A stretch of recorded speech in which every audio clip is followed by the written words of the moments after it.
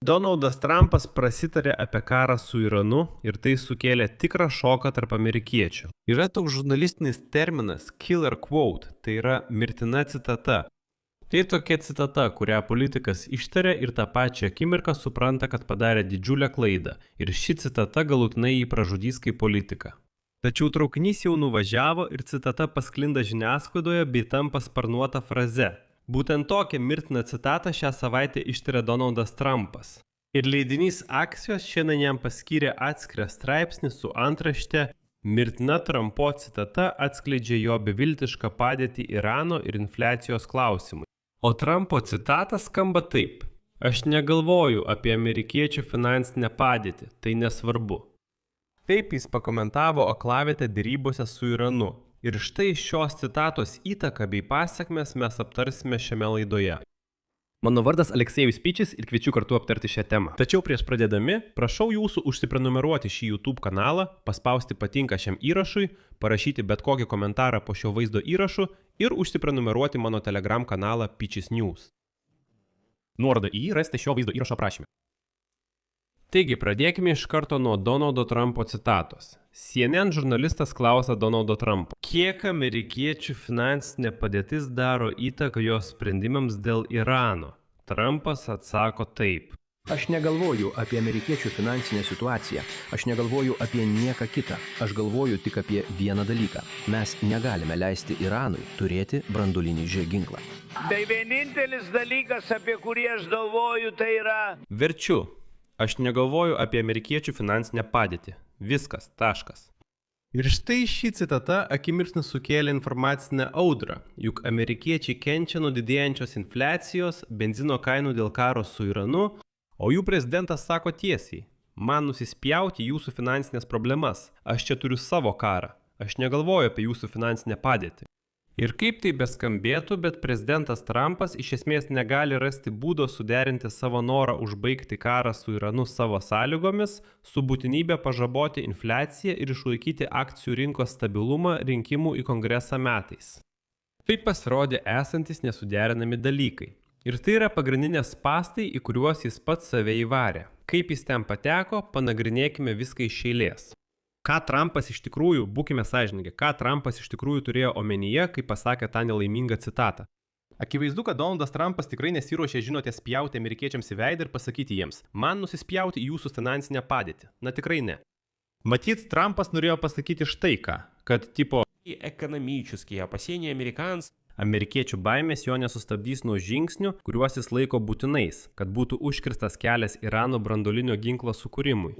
Tai yra kalba apie prioritetus, o ne apie abejingumą savo piliečiams. Jis tiesiogiai tarsi leidžia suprasti, kad taip, kaina didelė, bet mes vis tiek pasieksime savo. Tačiau problema ta, kad jau lapkritį Jungtinėse Amerikos valstijose vyks kongreso rinkimai. Ir štai šis niuansas tikrai nebus praleistas prieš rinkiminiuose klipuose, kuriuos sumontuos demokratai ir sumontuos akimirksniu. Na, nes citata tiesiog tobula. Trumpas ir citata. Aš negalvoju apie amerikiečių finansinę padėtį. Dabar tikrasis ekonominis skausmas slypi už šios citatos. Nafta prekiaujama brangiau nei $100 už barelį. Ir dalis to tiesiogiai susijusi su Ormuzo sąsiaurio blokada ir JAV karu prieš Iraną. Ir Reuters šiandien fiksuoja, kad Brent jau viršijo $108 už barelį. Kiekvienas papildomas doleris naftos kainoje tai tiesioginės pasekmės verslui, krovinių pervežimams, perkamajai galiai, infliacijai ir taip toliau.